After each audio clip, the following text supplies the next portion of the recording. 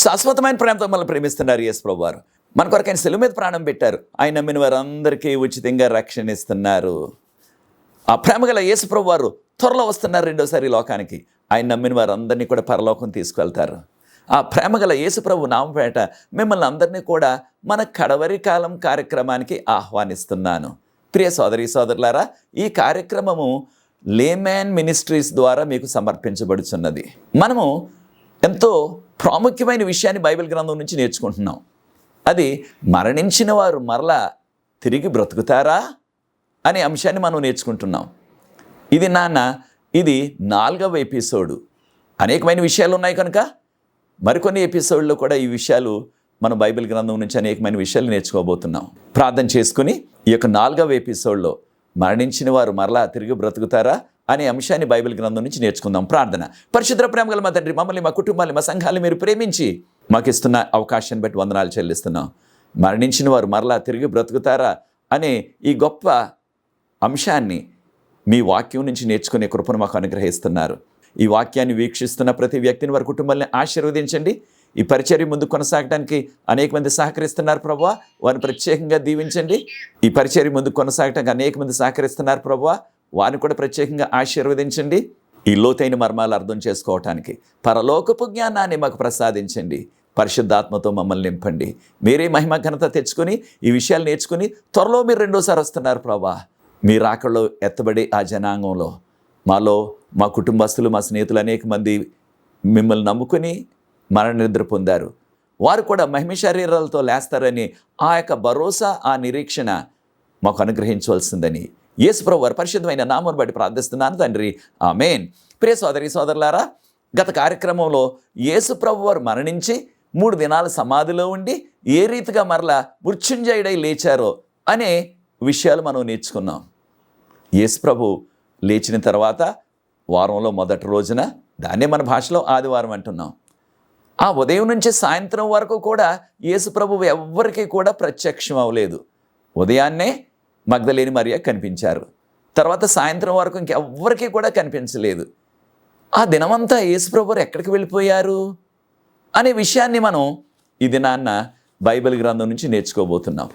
ఆ ఉదయాన్నే అనగా వారంలో మొదటి దినం, ఆ దినాన్న మగ్దలేని మరియ తక్కిన వారు కూడా సమాధి దగ్గరికి వచ్చారు. దేనికి? యూదుల ఆచార ప్రకారంగా ఆ శవానికి సుగంధ ద్రవ్యాలు పూయాలని.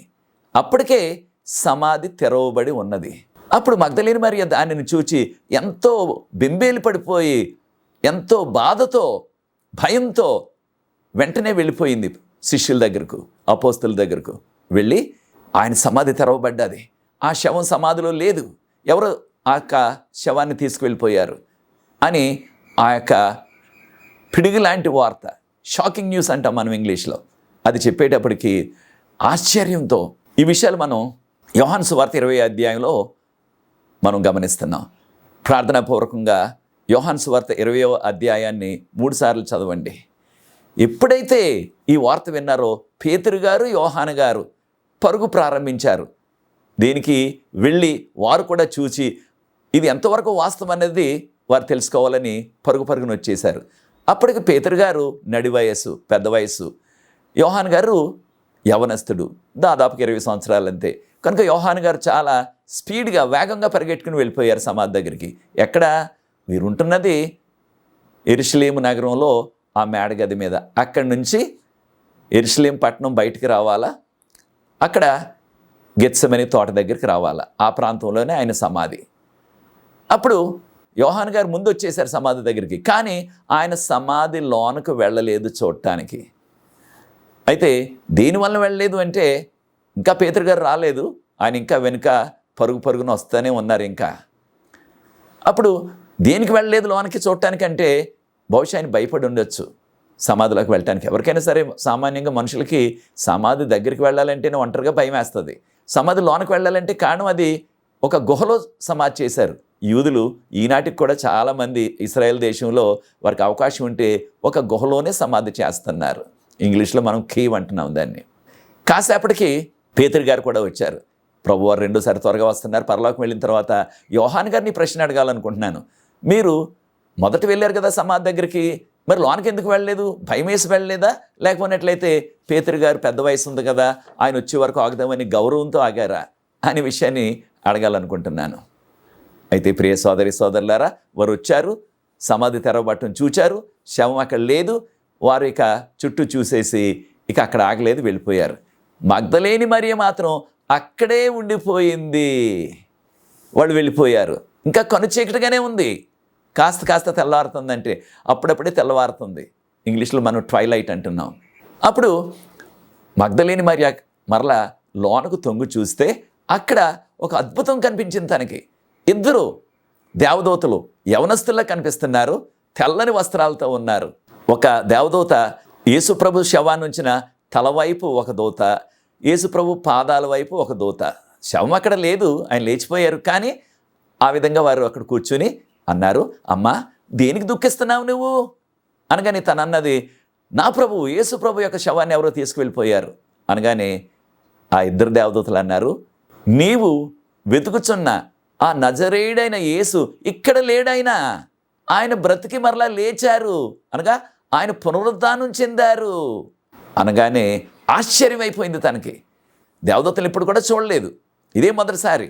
మనకు దేవదూతలు ఎక్కడ ప్రత్యక్షమైనప్పటికీ నీ బైబిల్ గ్రంథంలో మానవులకు తెల్లని వస్త్రాలతోనే ప్రత్యక్షం అవుతారు. కారణం అది దేవుని యొక్క నీతికి సాదృశ్యం. అప్పుడు తను ఆ యొక్క ఆశ్చర్యంతో ఇంకా అక్కడే నిలబడి ఉన్నది. ఆ కనుచీకటిలో తనకి దగ్గరలోని ప్రక్కన ఒకరు నిలబడినట్లుగా చూసింది. తను అనుకున్నది ఈయన తోటమాలి అనుకుని అన్నది, ఒకవేళ ఆయన శవాన్ని మీరు కానీ తీసుకువెళ్ళి ఎక్కడైనా పెట్టినట్లయితే నాకు చెప్పండి, నేను ఆ శవాన్ని తీసుకువెళ్ళిపోతాను రహస్యంగా అన్నది. అంటే ఎంత ఆతృతో చూడండి, ఎంత తనకి భారం ఉన్నదో చూడండి ప్రియ దేవుని బిడ్డలారా. యోహాను సువార్త 20:13 అప్పుడు యేసు ప్రభువారు అన్నారు, అమ్మా నువ్వు దేనికి ఏడుస్తున్నావు, అమ్మా నువ్వు దేనికి దుఃఖిస్తున్నావు అన్నారు. అప్పుడు మరలా తను అంటుంది, నా యొక్క ప్రభువుని ఎవరో తీసుకెళ్ళిపోయారు, ఆయన శవాన్ని ఎవరో తీసుకువెళ్ళిపోయారు అనగానే యేసు ప్రభువారు ఆయన తన యొక్క పేరు పెట్టి పిలిచారు, మరియా అన్నారు. ఎప్పుడైతే మరియా అని పిలిచారో వెంటనే ఆయన స్వరాన్ని గుర్తుపెట్టేసింది.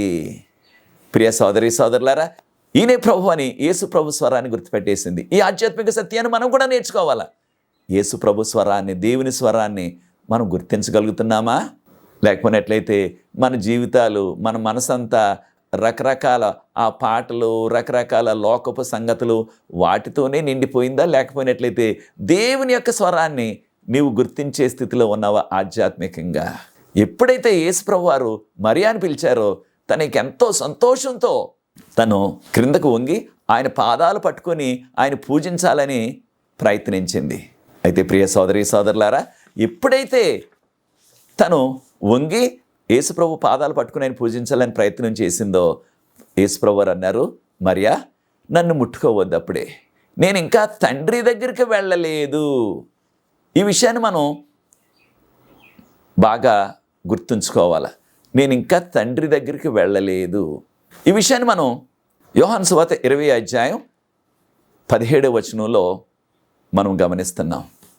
అయితే ప్రియ సోదరి సోదరులారా, ఆయన ఒక కారణం చెప్పారు ఎందుకు ముట్టుకోవద్దన్నారు.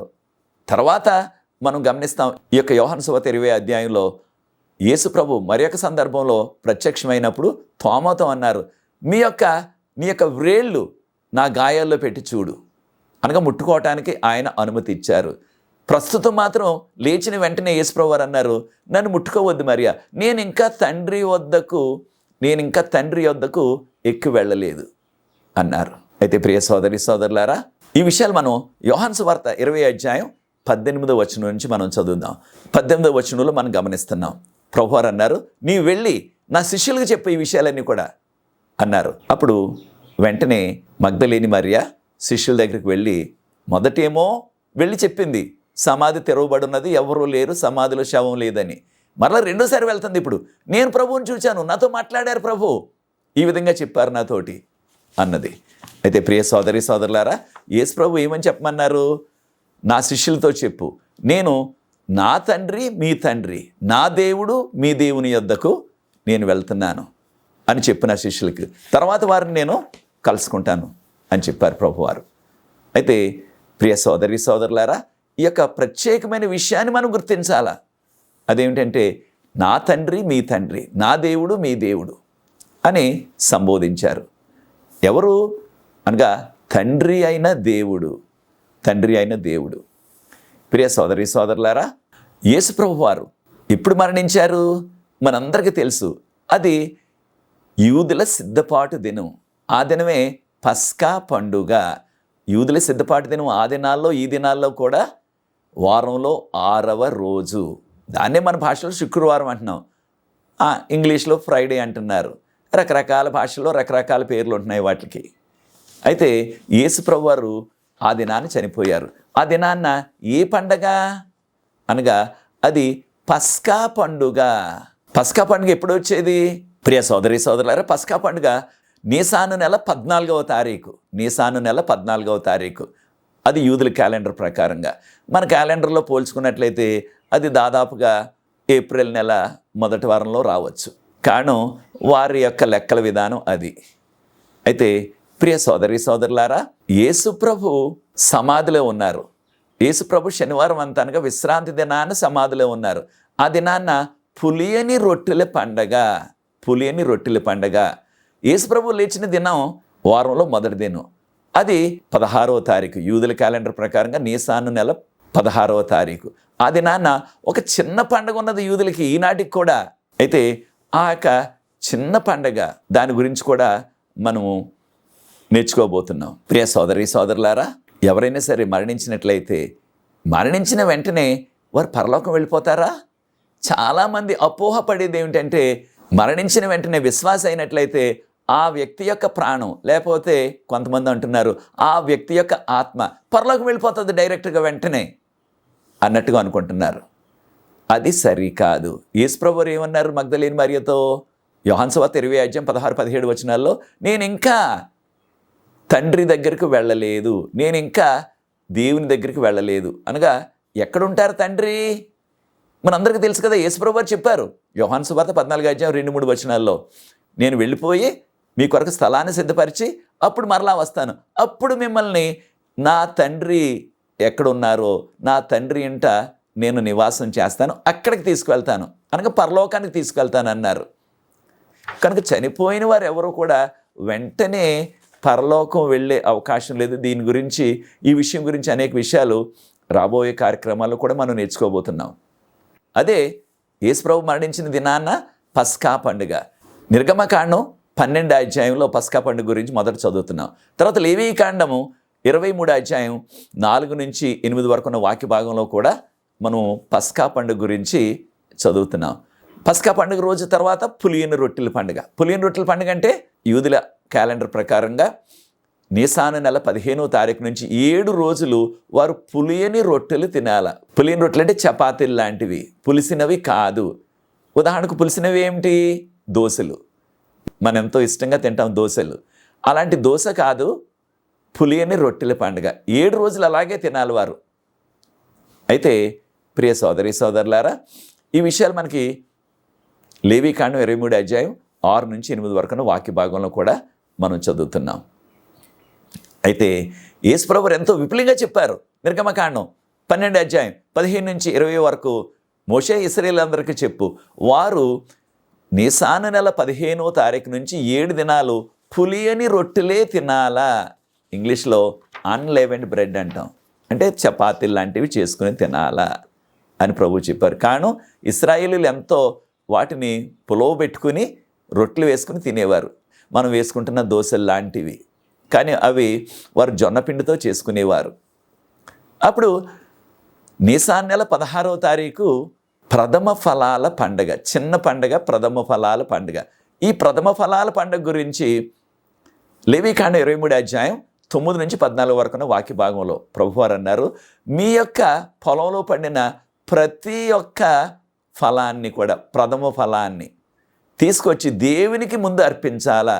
అప్పుడు దేవునికి అర్పించిన తర్వాత మాత్రమే మీరు కోతలు కోసుకోవచ్చు, మీరు తినొచ్చు. దేవుని సన్నిధిలో అవి సమర్పించకుండా నీసాను నెల 16వ తారీఖు అంటే మన క్యాలెండర్ ప్రకారంగా ఉజ్జాయింపుగా ఏప్రిల్ మాసంలో వస్తుంది ఈ యొక్క ప్రథమ ఫలాల పండుగ. ఇంగ్లీష్లో ఫస్ట్ ఫ్రూట్స్ అంటున్నాం మనం. కనుక ప్రియ సోదరి సోదరులారా, యేసు ప్రభు లేచింది ఆ యొక్క ప్రథమ ఫలాల పండగ దినాన. కనుకనే బైబిల్ గ్రంథం ఏం చెప్తుందో చూడండి.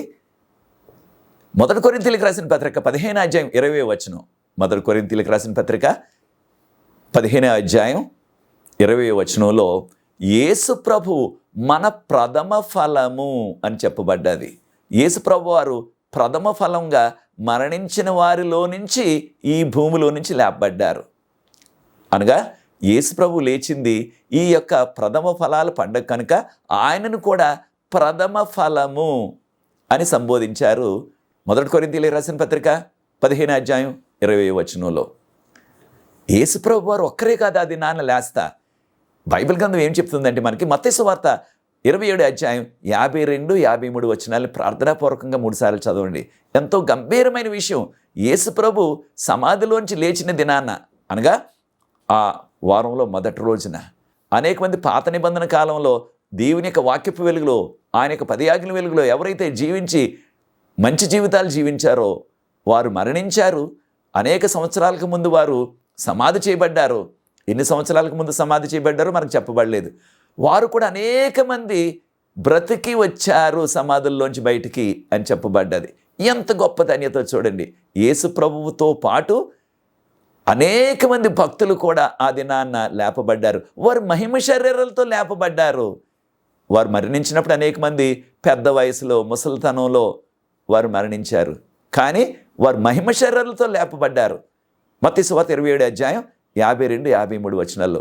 ఈ వాక్యం ఇంకెక్కడ కూడా చెప్పబడలేదు. మత్తయి సువార్తలోనే వ్రాయబడ్డది. మత్తయి సువార్త 27వ అధ్యాయం 52, 53 వచనాలు. ఆ లేచిన భక్తులందరూ కూడా, ఇంగ్లీష్లో సెయింట్స్ అంటున్నాం మనం, వారందరూ కూడా యెరూషలేము పట్టణంలో, దాన్ని పరిశుద్ధ పట్టణం అంటున్నారు. ఆ పరిశుద్ధ పట్టణం అనగా యెరూషలేం నగరంలోకి వెళ్ళి వారందరూ కూడా సాక్ష్యం చెప్పారట. ఏమని? ఆ యేసు ప్రభు లేచారు, ఆయనే మమ్మల్ని కూడా లేపారు అనగానే వారిని చూస్తున్న వారు ఆశ్చర్యపడిపోయి ఉంటారు. కారణం వారి యొక్క మహిమ శరీరాలు, మహిమ దేహాలు, వారి యొక్క మహిమ వస్త్రాలు, తెల్లని వస్త్రాలు. దానితో పాటు మరి పాత నిబంధనలో ఉన్న ప్రజలు, ఉదాహరణకు నోవాహు కాలం ముందు జీవించిన వారందరూ కూడా చాలా పొడవుగా బలంగా ఉండేవారు. చాలామంది బైబిల్ పండితులు అనేది ఏంటంటే కనీసం వారు 12 నుంచి 18 అడుగులు పొడవు ఉంటారు అన్నట్టుగా బైబిల్ పండితులు ఊహిస్తున్నారు. కారణం అక్కడక్కడ దొరికిన స్కెలిటన్స్ అంటున్నాం ఇంగ్లీష్లో, అనగా అస్థిపంజరాలను బట్టి ఒక నిర్ణయానికి వచ్చేశారు. ఏమిటి? దొరికిన ఆ యొక్క అస్థిపంజరం 13 అడుగులు ఉందంటున్నారు ఏకంగా. ఇది ఒకటి ఎముకలే. మనందరికీ తెలిసిన రీతిగా దావీదు కాలంలో ఉన్న ఆ గొలియాతే దాదాపుగా 10 అడుగులు పొడవు ఉన్నాడు ఏకంగా. కనుక ఖచ్చితంగా పాత నిబంధనలో జీవించిన ప్రజలు, ప్రాముఖ్యంగా ఆ జలప్రళయం ముందు, నోవాహు ముందు, ఆదాము నుంచి నోవాహు కాలం వరకు జీవించిన వారు చాలా పొడవుగా బలంగా ఉండేవారు.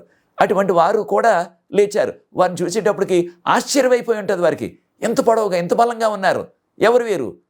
ఖచ్చితంగా వీరు ఈ భూమి మీద ఉన్నవారు కాదు. కారణం యేసుప్రభు కాలానికి అంత పొడవుగా, అంత బలంగా ఉన్నవారు మానవులు ఎవ్వరూ కూడా ఎక్కడా లేరు.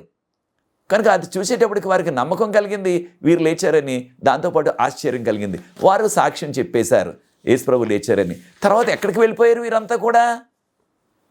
యేసుప్రభు వారు చెప్పారు కదా మగ్దలేని మరియతో, నేను నా తండ్రి మీ తండ్రి వద్దకు, నా దేవుడు మీ దేవుని వద్దకు నేను వెళ్తున్నాను, నా శిష్యులతో చెప్పన్నారు. అనగా యేసుప్రభు వారు ఆ ఉదయాన్నే లేచి ఇంకా తెల్లవారుజామునే పరలోకం వెళ్ళిపోయారు. తండ్రికి ప్రత్యక్షం అవటానికి, తండ్రికి కనిపించడానికి తండ్రి దగ్గరికి వెళ్ళిపోయారు. తండ్రి ఉండేది పరలోకం. ఆయనతో పాటు ఈ లేపబడిన భక్తులందరూ కూడా వారిని పరలోకం తీసుకువెళ్ళిపోయారు ఆయన. ఈ విషయాన్ని మనం ఎఫెసీయులకు రాసిన పత్రిక 4వ అధ్యాయం 8వ వచనం, ఎఫెసీయులకు రాసిన పత్రిక 4వ అధ్యాయం 8వ వచనంలో ఆయన చెరగా పట్టుకొని తీసుకువెళ్ళిపోయాడని చెప్పబడ్డది. చెరగా పట్టడం ఏమిటి? వీరందరూ కూడా మరణం చేత చెరపట్టబడ్డారు. వారిని లేపి ఆయన పరలోకం తీసుకువెళ్ళిపోయి పరలోకంలో తండ్రికి ప్రథమ ఫలాలుగా అర్పించారు. ఇశ్రాయేలీయులందరూ కూడా వారి యొక్క పొలాల్లో పండిన పంట ప్రథమ ఫలాలు అర్పించాలి ఆ దినాన్న. యేసుప్రభు ఏం చేశారో చూడండి. ఈ భూమి మీద మరణించిన భక్తుల్లో కొంతమందిని, అందరినీ కాదు సుమా, కొంతమందిని తీసుకువెళ్ళి ఆయన తండ్రి అయిన దేవునికి ప్రథమ ఫలాలుగా అర్పించారు. కనుకనే ఈ ప్రథమ ఫలాలుగా అర్పించబడిన వారు ఎంతమంది సంఖ్య చెప్పబడలేదు, ఎవరెవరు వారి పేర్లు చెప్పబడలేదు. పాత నిబంధనలో జీవించిన భక్తులు, ఈ లేపబడిన భక్తులు ఎవరు కూడా వారి పేర్లు మనకు చెప్పబడలేదు. ఆయన అబ్రహాం గారా, ఆయన ఇస్సాకు గారా, ఆయన యాకోబు గారా, లేకపోతే ఆయన దానియేలు ప్రవక్త గారా, వారి పేర్లు మనకు చెప్పబడలేదు. దేవునికి స్తోత్రం.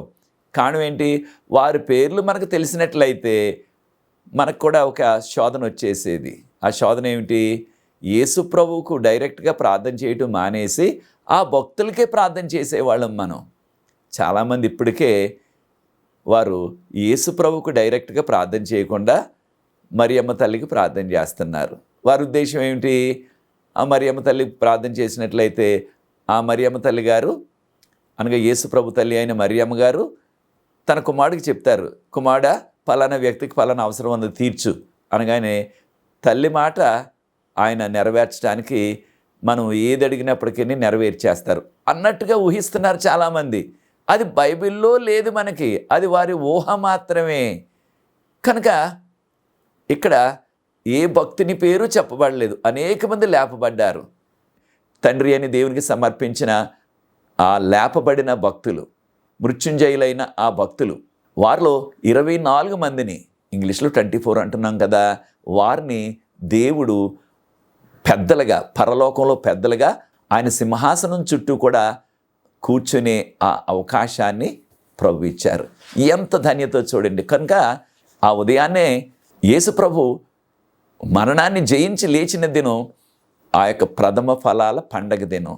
ఆ దినాన్నే ఆయన ప్రథమ ఫలాల్లో మొదటివాడిగా, ఆయనతో పాటు అనేక మంది భక్తులు, వారందరూ కూడా ప్రథమ ఫలాలుగా లేపబడ్డారు. వారందరినీ యేసు ప్రభు ఉదయమే పరలోకం తీసుకువెళ్ళిపోయారు. కనుక రోజంతా ఇంకెవ్వరికీ ప్రత్యక్షం అవ్వలేదు. కనుక యేసు ప్రభు వారు పరలోకంలోనే ఉన్నారు ఆ దినమంతా కూడా. అప్పుడు మరలా సాయంకాలం యేసు ప్రభు వారు ఈ భూమి మీదకి మరలా తిరిగి వచ్చేశారు. అప్పుడు ఎవరికి ప్రత్యక్షమయ్యారు? యెరూషలేము నుంచి ఎమ్మాయి అనే గ్రామానికి నడిచి వెళ్తున్నారు 2 విశ్వాసులు. యెరూషలేముకు ఎమ్మాయి గ్రామం దాదాపుగా 8 మైళ్ళ దూరం, అంటే దాదాపుగా 13 కిలోమీటర్లు అనమాట. వారు మాట్లాడుకుంటూ వెళ్తున్నారు. ఇంత ఘోరంగా చంపేశారు, ఆయన్ని సిలువేసేశారు అన్నట్టుగా మాట్లాడుకుంటూ ఎంతో విచారాన్ని కూడా వ్యక్తపరుస్తూ మాట్లాడుకుంటూ వెళ్తున్నారు. యేసుప్రభు ఒక బాటసారిలాగే ఆ యొక్క దారిలో వారిని కలుసుకొని, ఏంటి మీరు మాట్లాడుకుంటున్నారు, చాలా విచారంగా ఉన్నారు, ఏం జరిగింది అని మాటలో మాట కలిపి వారితో వెళ్తున్నారు. అప్పుడు యేసుప్రభు అనేకమైన వివరాలు చెప్పారు. అజ్ఞానులారా, ఈ విషయాలు మీకు తెలియదా? దేవుని కుమారుడు ఈ విధంగా శ్రమపడి మరణిస్తారు, తర్వాత 3వ దినాన్న లేస్తారని చెప్పారు కదా, దాన్ని మీరు మర్చిపోయారా అని జ్ఞాపకం చేశారు. మాట్లాడుకుంటూ దాదాపుగా వారి గ్రామానికి వచ్చేశారు. యేసు ప్రభు ఒక బాటసారి వలె, కారణం వారి కన్నులు మూయబడ్డాయి, వారు గుర్తించలేకపోయారు ఈయనెవరో. ఇక చీకటి పడిపోతుంది కదా, మా ఇంటికి వచ్చి ఈ రాత్రి మా ఇంటి వద్దే బస చేసి అప్పుడు ఉదయాన్నే వెళ్తారు, కానీ మీరు ఎక్కడికి వెళ్ళాలో వారు అడగలేదు. మీరు ఎక్కడికి వెళ్తారు, ఏ ఊరు, ఏ అడ్రస్సు, ఏ గ్రామం, ఏమి అడగలేదు. చూడండి ఎంత ప్రేమతో, ఎంత ఆప్యాయతతో ఆయన ఆహ్వానించారో చూడండి. ఈయన దేవుడని తెలియదు వారికి, యేసు ప్రభు అని తెలియదు వారికి, వారు గుర్తించలేకపోయారు. అయినప్పటికీ అంత ఆప్యాయతతో ఆహ్వానించారు, వారి ఇంటికి తీసుకువెళ్ళారు, ఆయనకు ఆహారం పెట్టారు. ఆ విధంగా మనం ఎప్పుడైనా చేస్తున్నామా ప్రియ సోదరి సోదరులారా? మనకు తెలియని వారిని ఆతిథ్యం ఇచ్చి వారికి ఆహారం పెట్టగలుగుతున్నామా? అటువంటి మంచి మనసు, అటువంటి పెద్ద మనసు మనకు ఉన్నదా? యేసు ప్రభు వారు ఎప్పుడైతే ప్రార్థన చేసి ఆ రొట్టె విరిచి వారికి ఇచ్చారో అప్పుడు వారి కన్నులు తెరవబడ్డాయి. వెంటనే వారు గుర్తించి ఈయన యేసు ప్రభు, ఈయన యేసు ప్రభు అన్నారు. ఎప్పుడైతే యేసు ప్రభు అని గుర్తించారో అక్కడి నుంచి ఆయన నిష్క్రమించారు, అక్కడి నుంచి వెళ్ళిపోయారు. ఇక వారికి కనిపించలేదు. ఇక దీనికి వారు ఎంతో ఆశ్చర్యంతో, ఆనందంతో మరలా రాత్రి వేళే ఆ యెరూషలేముకు 8 మైళ్ళు నడుచుకుంటే రాత్రిలోనే చీకటిలోనే వెళ్ళిపోయారు. వెళ్ళి ఆ అపోస్తలులకు చెప్పేశారు, యేసు ప్రభు మాతో నడిచి వచ్చారు, మా ఇంటికి వచ్చారు, ఆయనకు భోజనం పెట్టాం, జరిగిన విషయం అంతా చెప్తున్నారు. ఆ యొక్క శిష్యులేమో ఆశ్చర్యంగా వింటున్నారు. ఆ సన్నివేశం జరుగుతున్న సమయంలోనే యేసు ప్రభు వారు ఆ యొక్క మేడగదిలోకి ప్రత్యక్షమైపోయారు. తలుపులు వేసే ఉన్నవి, దాని యొక్క గొళ్ళు వేసే ఉన్నది. అయితే ఆయన లోనకు ప్రత్యక్షమై వచ్చేశారు. వారి మధ్య నిలబడ్డారు. మీకు శాంతి కలుగుగాక అన్నారు. అది చూసిన శిష్యులు ఆశ్చర్యపడిపోయారు, ఆనందపడిపోయారు. నా చేతులు చూడండి, నా గాయాలు చూడండి అని చూపించారు. అప్పుడు వారు నమ్మారు. ప్రియ సోదరి సోదరులారా, ఈ రీతిగా యేసు ప్రభు లేచిన దినాన్న ఉదయాన్నే ఆయన పరలోకం వెళ్ళిపోయారు. సాయంత్రం వరకు మరలా ఎవరికి ప్రత్యక్షం అవ్వలేదు. సాయంత్రం వేళ ఆ ఇద్దరు విశ్వాసులకు ఎమ్మాయు గ్రామానికి వెళ్ళే వారికి, తర్వాత శిష్యులందరికీ కూడా ప్రత్యక్షం అయ్యారు. దీని ద్వారా మనం నేర్చుకుంటున్నది ఏమిటి? తప్పకుండా ఏ విశ్వాస అయినప్పటికీ మరణించినట్లయితే రెండవ రాకడ దినం వరకు వారు సమాధిలోనే ఉంటారు. కారణం యేసుప్రభు వారు సమాధిలోనే ఉన్నారు. ఆయన లేచే వరకు కూడా ఆయన ఎక్కడికి వెళ్ళలేదు. మన పరిస్థితి కూడా అదే. త్వరలో ప్రభు వస్తున్నారు. వచ్చినప్పుడు ప్రతి విశ్వాసి కూడా ఆయన రెండవ రాకడలో లేస్తారు. అది నీ నిర్ణయమైనట్లయితే నాతో ఏకీపించండి. ప్రార్థించి ఈ యొక్క 4వ ఎపిసోడ్ ముగిస్తాను. పరిశుద్ధ ప్రేమగల మా తండ్రి, మమ్మల్ని మా కుటుంబాలు మీరు ఆశీర్వదించి ఈ యొక్క నిరీక్షణను కలిగి మీరు రాకడ కొరకు సిద్ధపడే ధన్యత దయచేయమని, ఈ పరిచర్యను ముందుకు కొనసాగించడానికి ఎవరైతే సహకరిస్తున్నారో వారందరినీ దీవించండి. మీ ప్రత్యేకమైన దీవెన ఈ కార్యక్రమాన్ని వీక్షిస్తున్న ప్రతి వారికి, వారి కుటుంబాలకు అనుగ్రహించమని యేసుప్రభు వారి పరిశుద్ధమైన నామమును బట్టి ప్రార్థిస్తున్నాను తండ్రి. ఆమేన్. ప్రియ సోదరి సోదరులారా, ప్రభు మిమ్మల్ని ప్రేరేపించినట్లయితే పరిచర్య ముందు కొనసాగడానికి మీరు కూడా పరిచర్యలో పాలుభాగస్తులు అవ్వండి, సహకరించండి. తెర మీద వచ్చే నంబర్కి నన్ను సంప్రదించండి. మీ కొరకు ప్రత్యేకమైన ప్రార్థనలు చేస్తాం. మనకు ప్రార్థనా బృందం ఉన్నది. అనుదినం కూడా విజ్ఞాపన ప్రార్థన చేస్తున్నాం. అనేకమైన జవాబులు ప్రవహిస్తున్నారు. మీరు కూడా ఈ అవకాశాన్ని సద్వినియోగం చేసుకోండి. ప్రభు మిమ్మల్ని ప్రత్యేకంగా దీవించుగాక. 5వ ఎపిసోడ్లో మరలా కలుసుకుందాం. God bless you.